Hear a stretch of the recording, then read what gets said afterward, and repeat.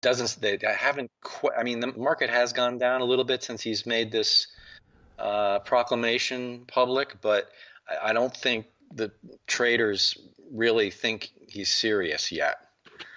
But that may change. Yeah, there's definitely a question of whether cooler heads will prevail on this issue. All right, so yeah, so that border is what they're going to try and secure. To my mind, I have the image in my head of them kind of in a crashing plane. All the lights are going off. They're spiraling towards the ground, and they're just pretty much pushing at buttons. Close the border. Do 5% tariffs, and well, that just seems to be what's going on at this time. And it's across the board too. I mean, it's everything. He's not just discriminating at all, right? I mean, no. I mean, as far as the products he's going to tariff, it's everything. Oh yeah. It's not just certain things.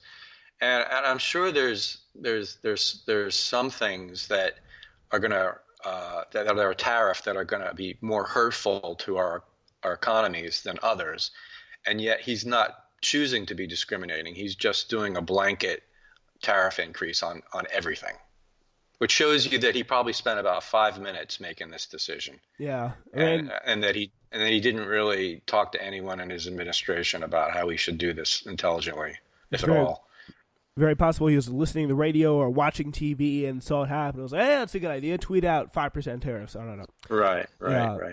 Yeah, and it's going to be very interesting to watch. And by the way, I hope you will just to the listeners and for you, Glenn, I hope you'll stick around for the end of the show because we have two major announcements to give to you about the show. So that'll definitely be fun. Hope you can stick around for that. But we're now going to turn to Britain and what they're going to have to do. They're a little bit busy at the moment, but with their whole Brexit issue that they're trying to figure out, and before the mid-year deadline that they have had extended, trying to figure out a new prime minister for Conservatives with Theresa May resigning. But Britain, they're getting a visitor, a leader of the head of state. That's going to be the president of the United States, Donald Trump. So it just doesn't mean in Britain dining with the prime minister or even tea with the Queen. It means a lot of pomp and pageantry, plus a sleepover at the Buckingham Palace, at least normally. Britain's going to be gearing up for this week's state visit by President Trump, as only Britain can do. There's going to be a greeting ceremony at Buckingham Palace, a lavish banquet with the Queen's best china, a gun salute fired from Green Park in the Tower of London, and it's all going to be over the top. It's going to be commemorative of this special relationship that we have with the UK, but there is a sense that British officials are slightly less enthusiastic about this particular round of state visit grandeur. Some of the traditional trappings, such as the Buckingham Palace sleepover, a royal welcome at the House Guards parade, and gold carriage procession down the mall, are notably absent. So, it's not really a big deal, but I mean, you get the sense that a large majority of British people are not really feeling this guy coming, and I think it's kind of disturbing how I think the world really, just based on all evidence, I mean, if you don't have a condo in that country, Trump's not very popular there, at least with the leaders and really with the people as well. Yeah, I'm wondering if they still have that baby Trump balloon that they're gonna, they're gonna bring that back out when he visits. I mean, he wasn't even, I don't even think he went to London on his first visit just because of all the demonstrations. But I guess he's going to be in London this time. Is that what I'm hearing? Yeah, he will be in London. It was originally way back in 2017 when Trump had been in the job for barely a week. Prime Minister Theresa May extended the Queen's invitation, but it was pretty much that Britain's government wanted to get into Trump's good graces. And many British people, they were not happy about this because normally you have to wait years to get a visit because it's a pretty big deal, and they really go over top, especially welcome a U.S. leader because of course, a good friendship. I mean, honestly, 1 year earlier, President Trump, the Parliament of Britain has gone so far as to stage a formal debate over whether to ban Trump from setting foot on British soil. Lawmakers sounded off on the candidate, and even House of Commons Speaker John Bercow said that Trump would not be welcome to address lawmakers at the Palace of Westminster as other presidents have done. So, again, what do you think this significance of this is, like the just lack of respect that the world really seems to give him in the long run. Well, I'm all for it. I don't think he does deserve respect. Yeah, I don't think he hasn't treated Great Britain very well. Uh, they're our biggest ally, and he's doing a lot of damage to that relationship. he called Meghan Markle And nasty and all that. yeah, yeah, and he says, "I wish her well," in the same breath, and he's so strange. Um, yeah, I'm actually a little surprised that they invited him back. I'm not exactly sure why. Yeah. uh, Unless he requested it, behind the scenes. Man, make sure to just please invite me or something. I don't know. Yeah, yeah, yeah. Yeah, that's gonna be. Yeah, I don't really know what to say about this one, Spencer. I'm It's a little tough, but yeah, we'll see what happens about that. It's definitely not the biggest deal in the world in terms of whether he gets to Britain, but I'm sure he'll do plenty of weird things as he always seems to do. Yeah.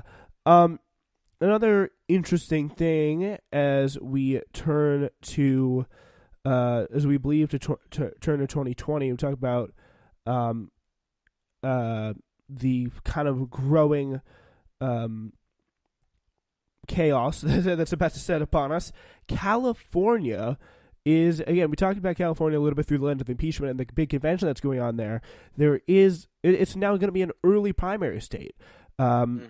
And Super Tuesday. Yeah, that's the third primary or the fourth, or I think it's part of the Super Tuesday states.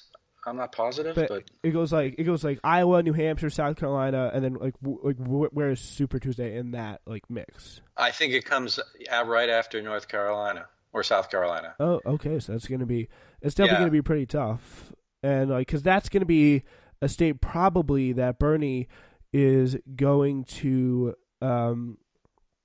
probably struggle the most with, and people more like Kamala or maybe even Joe Biden will be favored in. But we'll see about that, as there's a lot of different people competing on this. Senator Elizabeth Warren bounded onto the stage before a crowd of 6,000. The biggest one so far, she said excitedly, to stay for an extra 2 hours to get a picture with everyone who wanted one. That's kind of her thing. She stayed past 11 p.m. At the same time on Friday night, across the bay in San Francisco, Beto and Amy Klobuchar were pressing their cases and posing for selfies at a crowded meeting of the Latino caucus of the California Democratic Party. Not far away, Jane Sanders, the wife of Bernie Sanders, made a surprised stop at a Chinese food dinner of self-described Bernie-crats. Sanders and Kamala Harris bumped into each other backstage at a labor breakfast as more than a dozen candidates crisscrossed San Francisco streets for dueling speeches at the state party's convention and another nearby progressive gathering. For years, California has always been an afterthought in the presidential primaries because it usually votes long after candidates have sewn up the party's nominations with wins in other states. While California was among the final states to vote last time, in June 2016, state officials have now moved up the primary date by 3 months. In March 2020, its treasurer trove of nearly 500 Democratic delegates is poised to play a decisive role in the start of the nominating contest, and that could really put someone ahead for with a pretty big lead. We are, Gavin Newsom said, as the governor there, an early voting state. And what do you think the significance of that's going to be for the candidates in this race? Well, I have to believe that if this was up to California to move the day that the people vote, that they did it for Kamala Harris. It seems obvious to me that she's going to be the beneficiary of this, and she's probably going to do well in South Carolina too. So that could be a big 1-2 punch for her, and maybe propel her into the second position behind Biden. But yeah, I think that's the significance of it. It's her.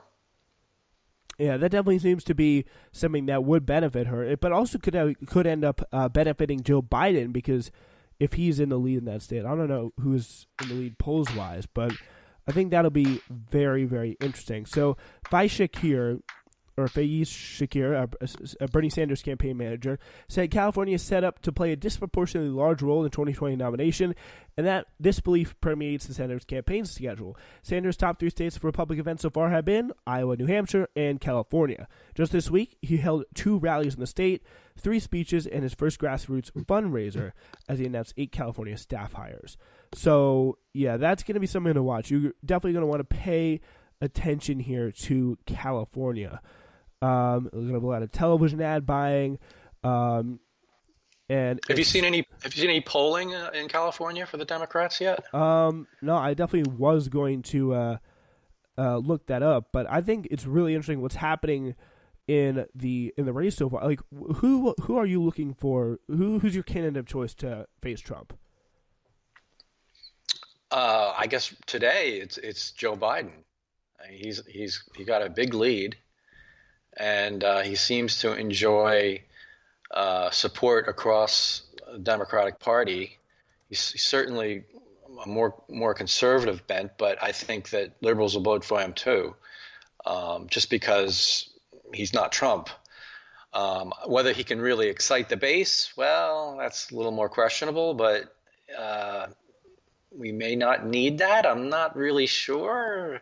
But I mean, there's no one. I mean, Bernie's in second, but he seems to be fading a bit. I'm a little concerned about his campaign.